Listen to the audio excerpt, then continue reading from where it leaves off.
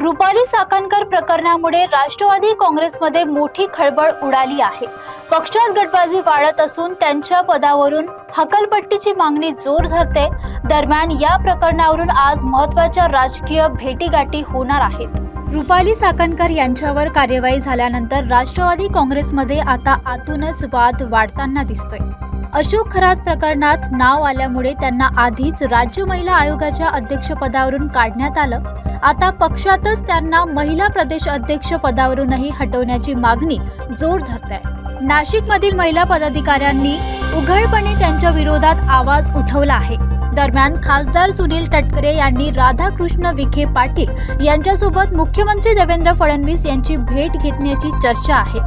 त्यामुळे प्रकरणाला राजकीय रंग आला आहे। दुसरीकडे रुपाली पाटील ठोंबरे आज उपमुख्यमंत्री सुनेत्रा पवार यांची भेट घेऊन महिलांच्या सुरक्षिततेचा मुद्दा मांडणार आहे।